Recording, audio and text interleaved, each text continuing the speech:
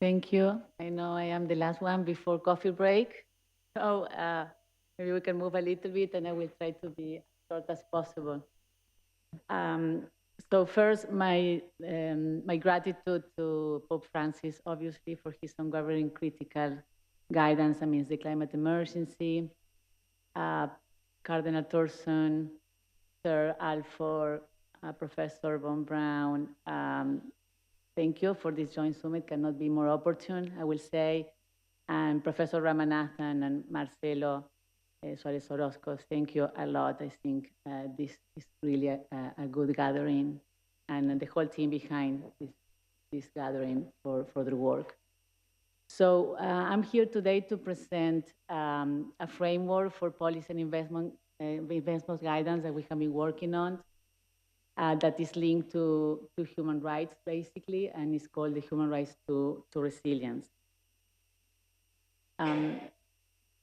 So this is the era of resilience, as we know, and have been said again and again here, as emphasized by the works of this academy and the IPCC, humanity is swiftly departing from the familiar conditions that have nurtured civilization. So now we find ourselves in the era of resilience, facing an unparalleled challenge, which is the imperative to stabilize the climate system to ensure the survival of humankind collectively without leaving anyone behind. So how do we do this?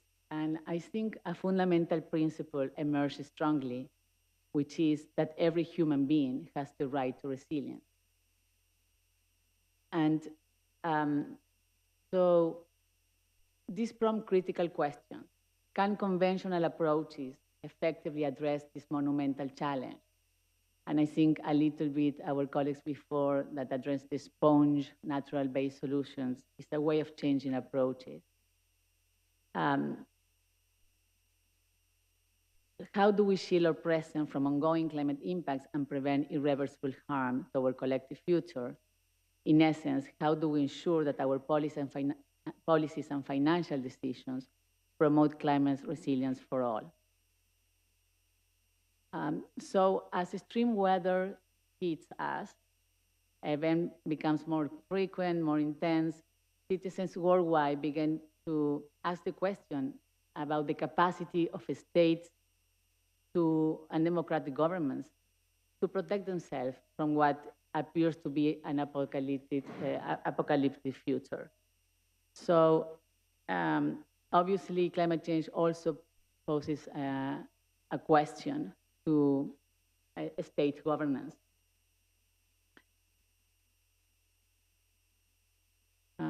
So when we were faced with this kind of before in history of events, human rights law has served as a beacon of hope and as a North Star, guiding humanity from the darkest atrocities toward a world where peace and solidarity are attainable.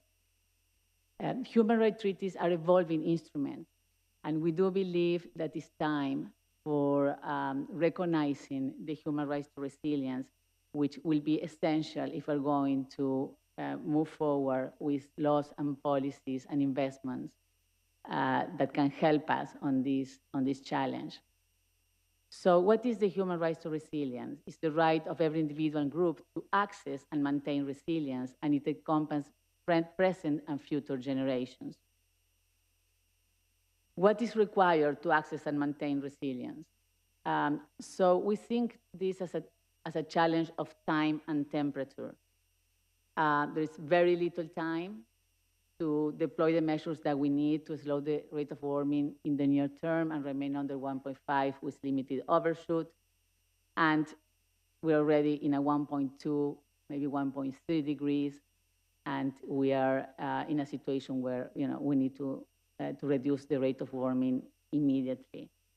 So when we move from that scientific fact to law, the human rights to resilience imposes by virtue of the principle of due diligence and the duty of care two clear obligations on state and international financial institutions. effective mitigation, and effective adaptation. And we do know, because of everything that I've said here today, that not every mitigation measure will help us with resilience, and not every adaptation measure will help us with resilience. So let's take a closer look at what the mitigation obligation means. And it means and requires implementing measures to reduce the rate of warming in the near term, to limit temperature increase to 1.5 with limited overshoot. And as Professor Dreyfus and others here had highlighted, science indicates that the only actions aimed at mitigating short lifetime pollutants, especially methane, have a significant impact on temperature in the short term. So this is essential if we are going to commit to resilience. However, these measures, to be effective, it is imperative that they be implemented on a larger scale in the next 15 years. If we look closer, science even identified the following targets: to 45% by 2030 relative to 2030 levels, business as usual scenarios. We need to reduce HFCs emission by 85% by 2050 relative to 2019 levels, and we need to reduce black carbon by 35% by 2050 relative to 2010 levels. So we do have a roadmap. What we do not have is a mandatory roadmap. If we look closely to the adaptation obligation, we need to invest in strengthening the resilience of the most vulnerable groups and maintaining the capacity of future generations to adapt to climate impact. So that means that the measures that we deploy today need also to protect key elements of the climate system, that without them, we know we're going to have runaway climate change, and we're going to put the future generations on a position that they will not be able to adapt. And obviously, there are tests to see if states and international financial institutions are using this human rights to resilience framework, are doing what they need to do to build resilience. And one of the tests is, for example, if you only have plans to reduce CO2, you're failing the test. You must have plans to also reduce short lifetime pollutants at the same time. You must refrain from actions that undermine resilience, and therefore you should prioritize investment that builds and strengthens resilience, etc. Subsidize to fossil fuel will be also a very easy example of how you will be violating the human right to resilience.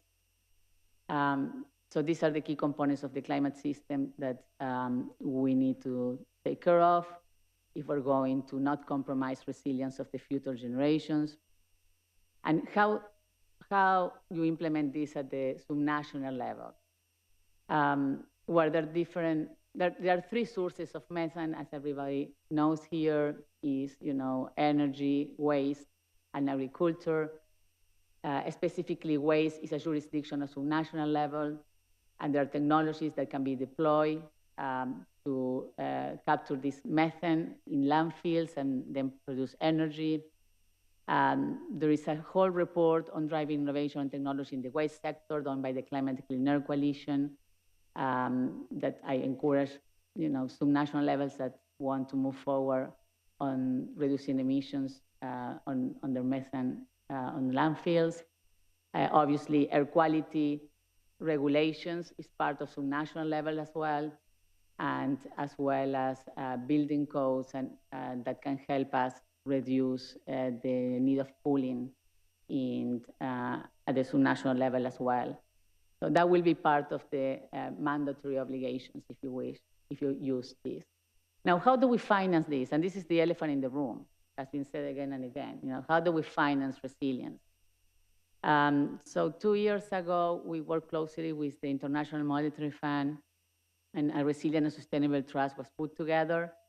And last year, they were able to deploy through $3.2 billion to countries to build resilience. Then we have the Inter-American Development Bank has put together last year something called Too Good to Go to Waste, and has $372 million for methane reductions on the waste sector. Then this, the European Development Bank has around 200 million euros also for methane reductions. The World Bank, 700 million last year invested on reducing methane from rice paddies in China, and landfill reduction in Cote d'Ivoire and Malawi as well. Then there's specific funding, obviously, in the Green Climate Fund, and they have committed around $375 million for methane reductions and shoreline climate pollutants reduction. And the Climate and Clean Air Coalition has a specific funding for subnational governments to help them, to support them technically, but with finance to develop plans to reduce shoreline climate pollutants. So all of these can help with the implementation of the Human Rights to Resilience framework. These, are slow progress in the finance world, but gives some hope.